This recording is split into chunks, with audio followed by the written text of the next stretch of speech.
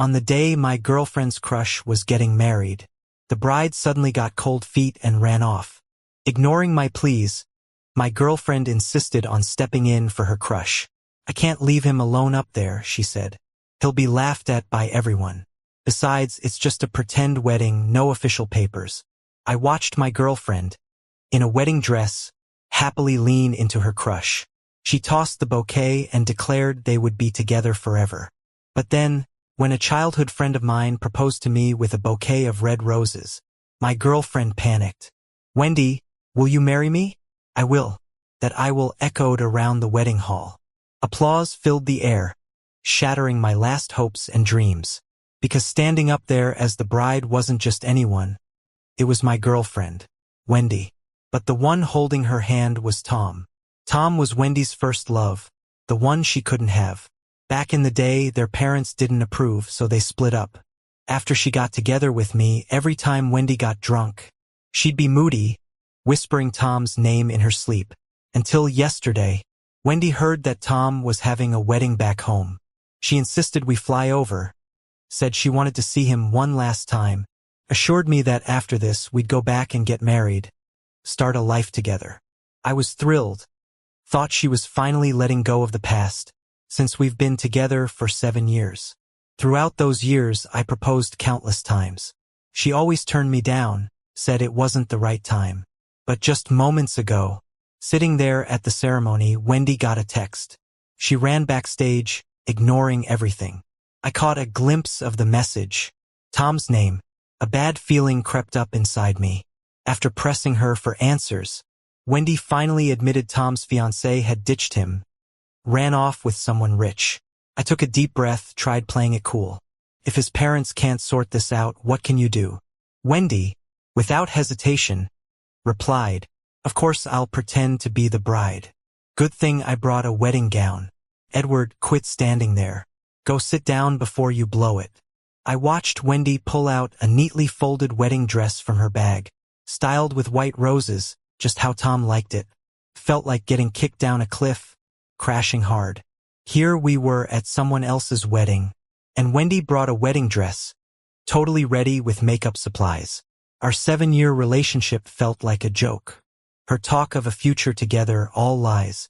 I dared not think any further. Countless times we passed a bridal shop on our strolls. No matter how much I hinted, she would never even look, let alone try a dress on. She'd say gowns symbolized the constraints of family, didn't want her wings clipped too early. Yet here she was, willingly wearing a wedding dress for another man, even if she was just a stand-in bride.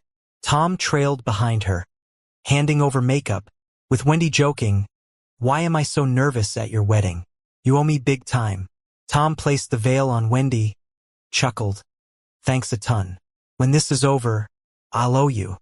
He straightened his suit, shot me a sideways glance as he passed by. Wendy hurried, ready on her feet. "Wendy, do you have to do this?" I grabbed her hand, hoping she'd glance back. Annoyed, she pulled away. "Edward, stop it. Know what's important here, all right?" She rushed to the stage, grabbing Tom's waiting hand. I don't even recall leaving that stage. Just sat, dazed, in a corner, feeling like every ounce of blood drained away, leaving just a hollow shell. Up there, Tom held Wendy's hand tight, basking in all the attention, while Wendy gazed at Tom with an affection so clear, no words were needed. I thought, Wendy won't truly let Tom go. Even though I've been with her longer, seen her highs and lows, stood by her through thick and thin, as long as there's Tom, no passing time would shift her heart even a bit.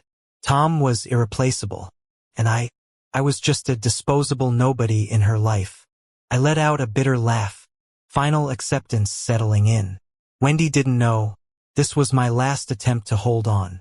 I knew Tom aimed to bother me, even went out of his way inviting me to sit down and eat, hoping to provoke jealousy in me, stir up drama with Wendy. Immature game, honestly, but I didn't care anymore. It's just dinner.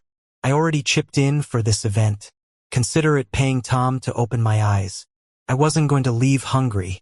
Tom busied himself introducing Wendy to his relatives. going table to table, toasted drinks. I kept my eyes off them both.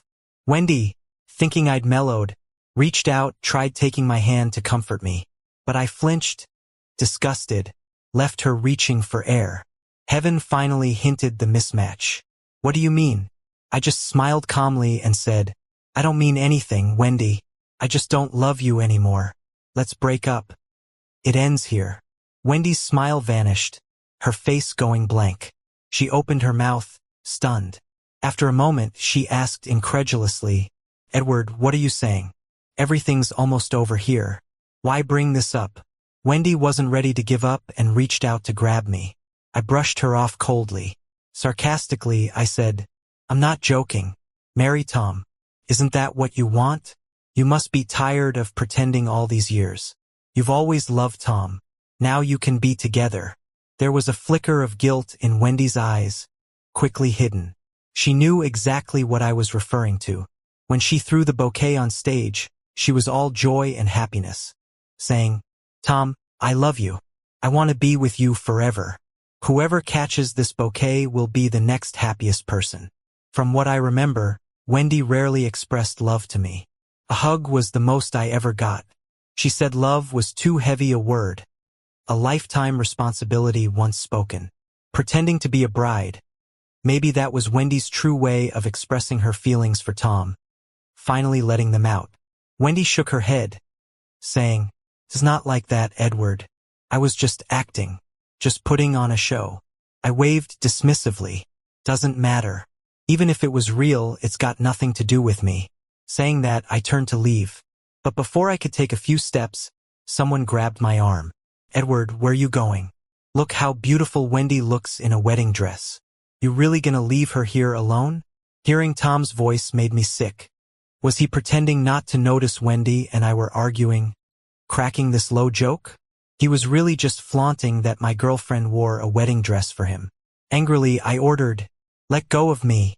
Before I could yank free, Tom lost his balance and fell back, crashing into the doorframe. Wendy shrieked, rushing to help Tom, asking worriedly, Tom, are you okay? Hurt anywhere? Tom winced, pained but forcing a smile, shaking his head. I'm fine, Wendy. Had too much to drink, couldn't stand right. Edward didn't push me, don't blame him. Tom was willing to take a hit to make Wendy worry. And just like that, blame it on me.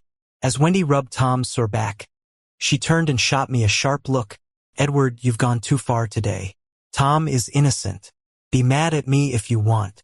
I chose to help. With that, Wendy protectively stood in front of Tom, afraid I'd hurt him again. I rolled my eyes, ready to snap back, when Tom spoke first. Sorry, Edward. Folks here love their gossip. If they knew my fiancé ran off, my parents and I couldn't show our faces. But I don't want to ruin things with you and Wendy. If you're mad, I'll clear it up. Tom looked determined, ready to dash on stage. But before he took a step, Wendy stopped him. With concern, she said softly, Tom, you'll always be my best friend. I'd never leave you. Don't go, you can't handle it. With that, she glared at me, saying, Edward, don't you know how cruel people can be? Tom can't handle the rumors. Do you want to push him over the edge? Tom was as manipulative as ever, making me look like the bad guy crashing their party. I shrugged, speaking directly. Wendy, are you deaf or blind? I didn't push him, and I'm not stopping you two from getting married. Go get your marriage license, seal the deal. Stop messing with others. Wendy blinked repeatedly, not expecting me to be so indifferent. She thought I'd argue or fight Tom, not push her away like this. She frowned, ignoring me, and said, Throwing a tantrum has limits, Edward. I'll go change first, then we'll talk. Seeing Wendy's easing attitude, Tom grew visibly anxious, tugging Wendy's dress, looking pitiful. Wendy, you leaving? But, never mind. Just moments ago disgusted by me, Wendy turned patient with Tom. Tom, is there more I can do for you? Trying to seem casual, Tom said, No, just a local custom, we're supposed to do a mock bedroom prank. But if it's tough, you can leave. I'll figure it out. Wendy, unwilling to let him endure anything, quickly reassured, It's just a prank. Leave it to me. I handled today won't let you down now. Tom hugged Wendy, giving me a smug smile. Wendy, don't know what I'd do without you. Since that's sorted, I'll set up where Edward stays tonight. Before I could respond, a cool voice cut in. No need, I'll take him home. Surprised, I turned to see it was a friend I'd known since childhood. Emily. Emily's eyes were slightly closed. She was scrutinizing Wendy with a tone that had a hint of questioning. Wendy, didn't you say you were bringing Edward to someone else's wedding? How come you're tying the knot yourself? A flash of embarrassment crossed Wendy's face. She quickly broke free from Tom's embrace and cleared her throat. Emily, if you don't know something, don't talk nonsense. You have no place meddling in my and Edward's matters. Emily let out a cold snort, calmly walking up to Wendy. Juggling two relationships, is that something you enjoy doing? What you don't cherish, others will. Emily took a step back and directly hooked onto my arm. I understood Emily was standing up for me, afraid I might be bullied if left without support. I cleared my throat and corrected her. Emily, Wendy isn't exactly juggling. I've already broken up with her after all.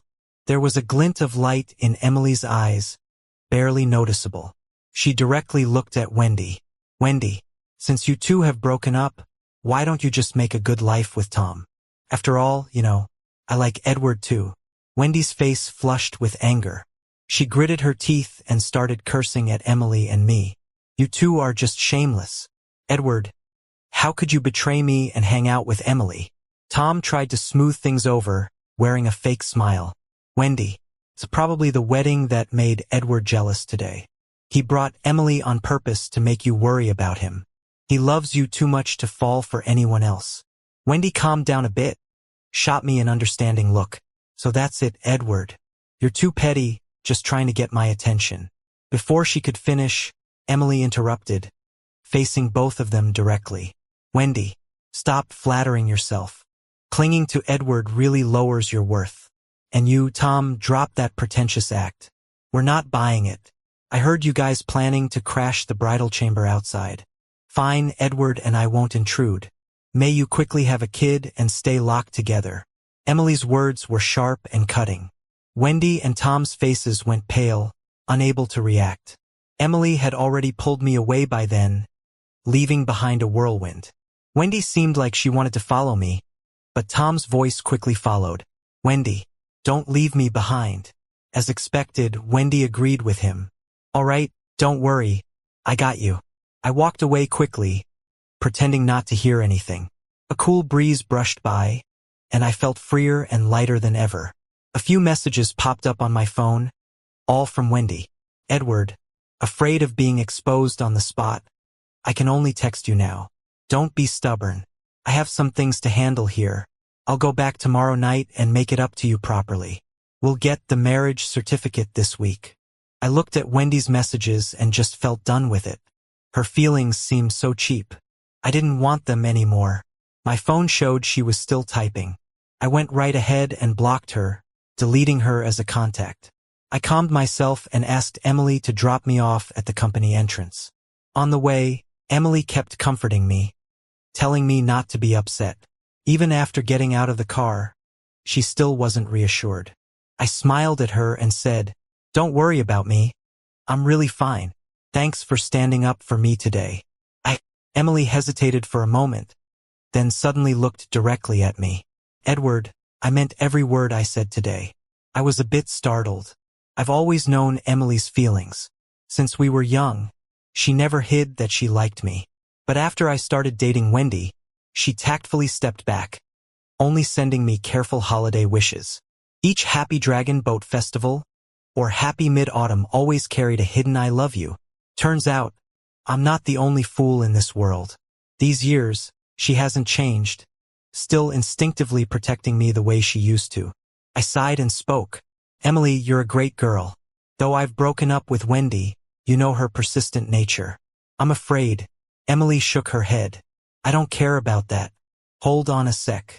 She hurriedly opened the trunk, pulling out a huge bouquet of deep red roses, just as bold and brilliant as she was. Emily smiled radiantly as she walked toward me, her eyes holding a spark.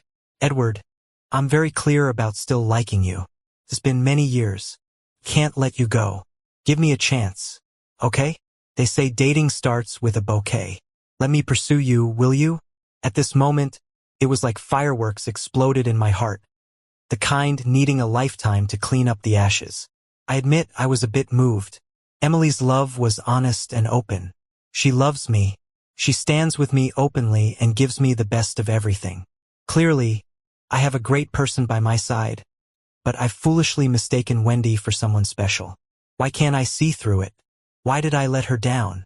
I gently ruffled Emily's hair, saying softly, liking someone, going after someone, that's your right. You don't need anyone to give you permission.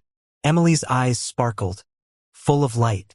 So, does that mean you're okay with me pursuing you? Emily is great, kind, sweet, and worthy of someone putting her first. The only thing is, I just ended a relationship. Wendy still thinks I'm mad at her. Before starting something new, things between us have to be clean. I want to be responsible with Emily. I didn't answer her question directly, but I didn't want her to feel bad either, so I just smiled lightly and reached for the roses in her hand. Suddenly, a familiar voice came from behind. No, Wendy, who was supposed to be back tomorrow, appeared in front of me looking exhausted. With red eyes, Wendy harshly stopped me. Edward, you can't say yes to her. You told me you'd only love me in this life. Wendy frowned and rushed over, trying to grab the roses. You can't take flowers from her. I'm your girlfriend. I quickly stepped back, dodging her hand. Wendy looked so hurt, like I'd wounded her. Edward, how can you treat me like this? Are you really going to date Emily? With no expression, I coldly replied, Wendy, I think I've made it clear today. We're done. Whoever I date now is none of your business. Wendy was hurt. She stared at me and questioned, Edward, but you said you'd only marry me. You're the one who always keeps promises. How can you break your word now? Listening to her, I chuckled bitterly. Wendy, you went and married someone else. Why should I marry you? As soon as I said it, Wendy laughed without a care. I knew you were still upset about the wedding. I already told you it was just an act for Tom. If you're upset, I'll make it up to you with the biggest wedding when we marry. I frowned, unhappy that Wendy could still shamelessly laugh after what she did. You've got some nerve. Don't flatter yourself. I'm not going for a second round with you. If you want weddings that badly, go marry Tom a few more times. Wendy's face changed instantly. She pointed right at my face. Edward, I'm giving you an out. Don't push it. I made a special trip back to patch things up. Is this tiny issue really worth it? Did you bring Emily here just to annoy me? With that, she pulled out her phone and shoved it in my face, demanding, I'm telling you, I've only got so much patience. Don't push me. You've got a lot of nerve blocking me. Now unblock me. Fast. I was about to refuse when Wendy's phone rang. It was that unique ringtone she had just for Tom. Probably due to our unresolved issues, she hesitated, glancing at me, but only briefly, before answering the call. Tom must have said something because Wendy visibly panicked, quickly reassuring him, Tom, calm down. Stay where you are. I'm coming to find you. Wendy hung up and was about to dash off, but after a couple of steps, she turned back. She explained hurriedly, Edward, Tom also flew over, intending to apologize to you in person.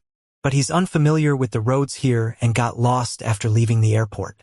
I'm worried about him getting into trouble, so I have to go find him. We'll talk about our things later at home. As she left, Wendy shot Emily a fierce look and warned, Emily, Edward is my boyfriend. We're getting married soon. Stay away from him. I sighed silently. It was expected. No surprise, she left me for Tom, again. Tom comes first, always. But this made me see Wendy's true colors, made me realize who genuinely cares about me. Emily looked at me, worried, then glanced at the roses in my arms. Edward, are you really getting back with Wendy? If I'm putting you in a tough spot, you don't have to take the flowers I gave you. It's okay. Emily forced a small smile, but her voice was full of vulnerability. I was scared she'd cry any moment. After all, no one is truly selfless enough to genuinely bless the one they love to be with someone else. I know Emily. She just seems carefree. But I know she always shoulders her troubles alone. I sighed, teasing her a little. So, regretting confessing already? Emily raised her head, eyes bright, and shook her hand vigorously. Absolutely not. I'd never regret it. I nodded lightly. Okay, wait here for me. I'll be back soon. Just need to sort some things out. In a while, I returned with boxes of my stuff from my office, heading downstairs. Seeing me with the box, Emily seemed surprised. Edward, did you quit your job? I put my stuff in the car and replied, yeah, I did. I remembered why I joined this company in the first place. It was for Wendy. Wendy and Tom didn't come from much, but Tom's mom was a social climber. They were forced to break up. To not hurt Wendy's self-esteem, I had a falling out with my family and ended up living a hard life with her. Started from the bottom as a small office worker. Wendy didn't know much about the company. I stayed up all night with her, teaching her how to make plans and draw up spreadsheets. I even gave up opportunities for promotion and salary raise for her. Though I didn't have much money then, I worked hard, saved up, and wouldn't let Wendy face any hardship. I gave her the best I could. In the end, 7 years of genuine care were wasted on someone who didn't appreciate it. Now that we've broken up, there's no point staying at that small company. I'm thinking, maybe it's time to swallow my pride and apologize to my parents. I parked my car at the house, and Emily got out, cautiously asking, got any plans now? I pulled out the keys, opened the door and said, this house was bought with Wendy, but the title is in her name only. Since we broke up, there's no point staying here. I plan to pack up before she gets back and move out. Emily looked worried, suggesting, but if you move out now, where will you live? You can stay at my place. I've got an extra room perfect for you. While packing, I replied, okay, but I can't stay for free. I'll pay you rent. Emily laughed, jokingly saying, all right, don't worry. I'm a great landlord. I won't overcharge you. Let me help. Emily started packing, carefully folding my clothes. Looking in the closet, I realized Wendy's stuff took up most of the space. There weren't many things of mine in this home. It symbolized how unbalanced our relationship was. Emily kindly prepared a guest room, got all the new essentials. Wiping the sweat from their forehead, Emily smiled. Hungry? What do you want for dinner? Surprised, I asked. Emily, you can cook? Emily pretended to be hurt, saying, we grew up together. How can you not know? Hearing Emily, I looked down. Ever since I started dating Wendy, I lost my social circle, always revolving around her. Emily joked, they say the way to a man's heart is through his stomach. I playfully flicked Emily's forehead, laughing, seriously, get off the internet. Emily rubbed their forehead, tied on an apron, saying, all right, no more joking. To celebrate your newfound singlehood, I'm making your favorite fish soup. These were things Wendy never did for me. After work, Wendy would just lie on the couch, complaining she's tired and making me do the chores. She never did housework, let alone cook. I prepared every meal, even consulted a nutritionist to ensure her health and a balanced diet. Watching Emily busying in the kitchen made me feel a warm sense of comfort. My wandering soul felt like it found a home. Edward, dinner's ready. What are you daydreaming about? Emily waved a hand in front of me, bringing out the dishes. I dished out the soup first, gently shaking my head. It's nothing. After dinner, I want to visit my parents. Haven't been home in ages. Emily looked thrilled, asking, really?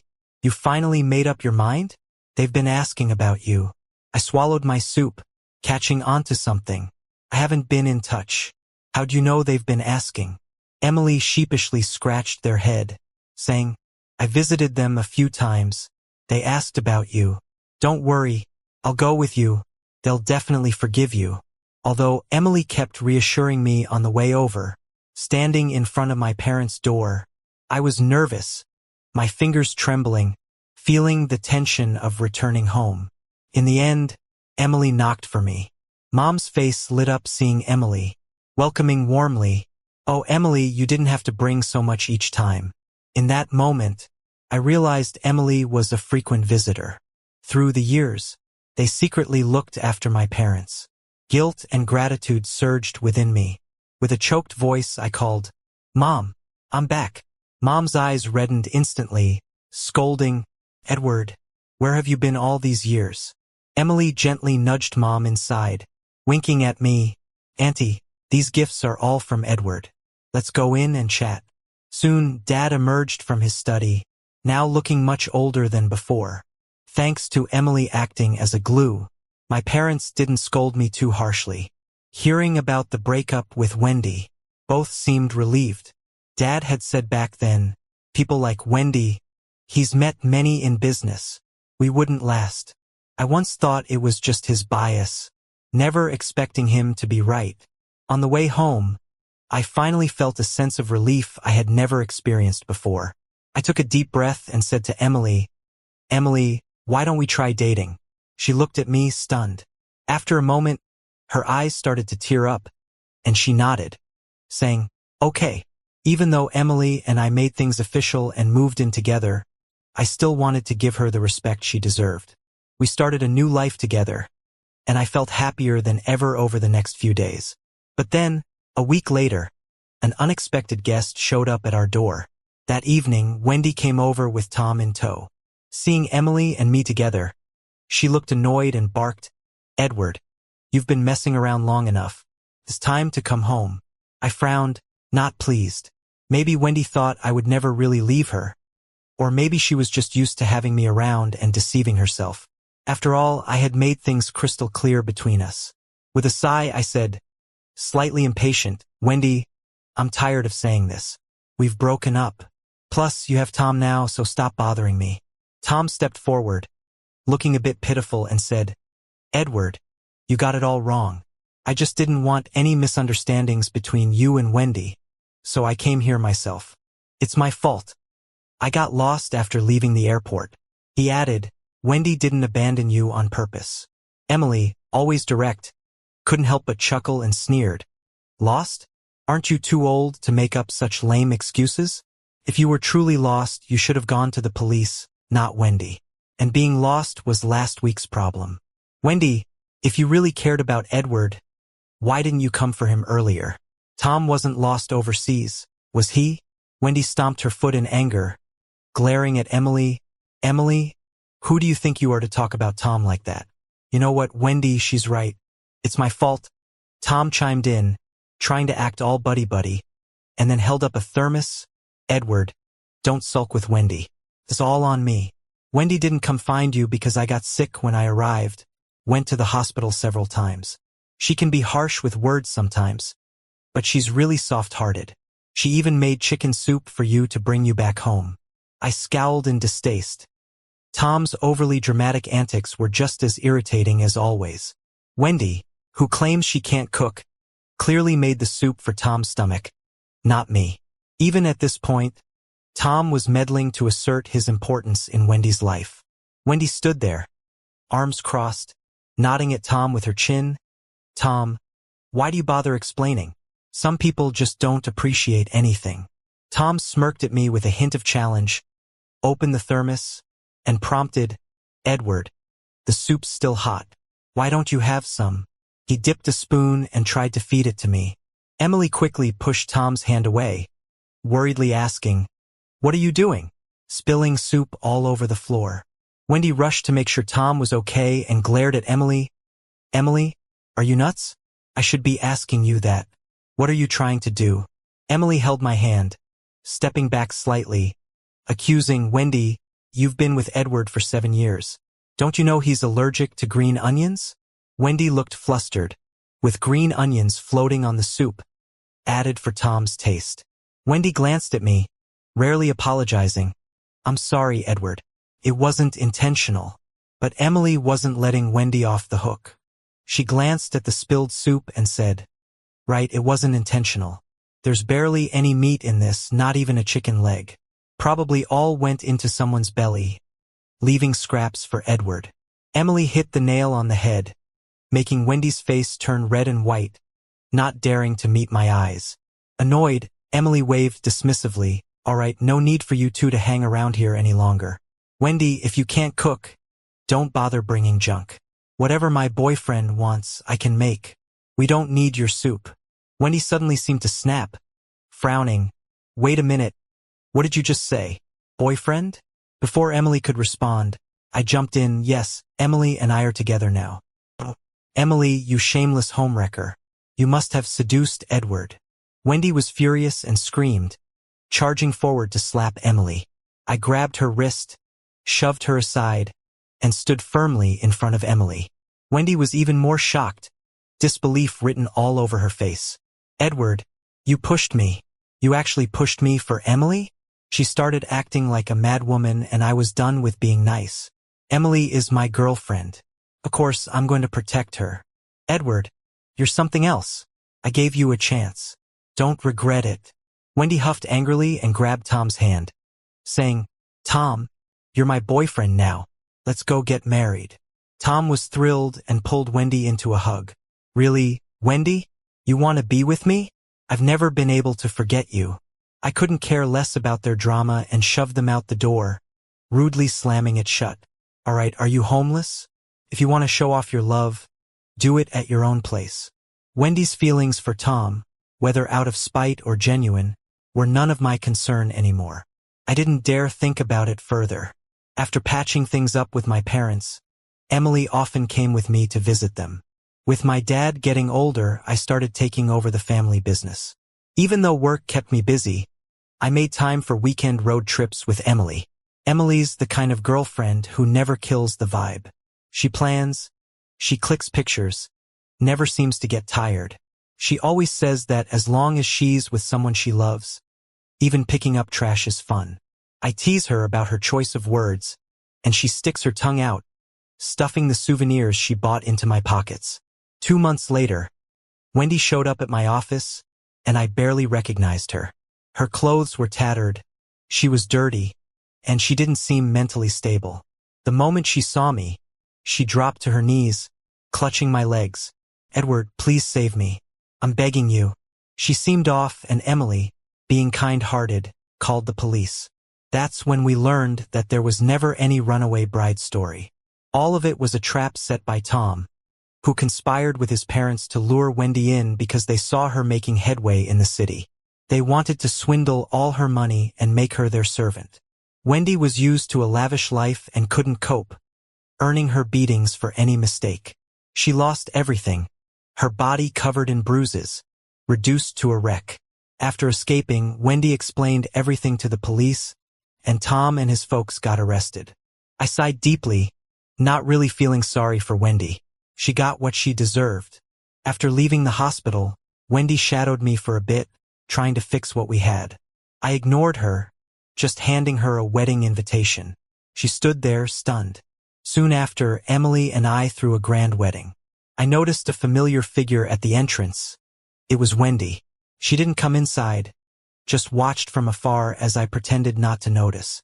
I focused on sliding the ring onto Emily's finger, my eyes only on her.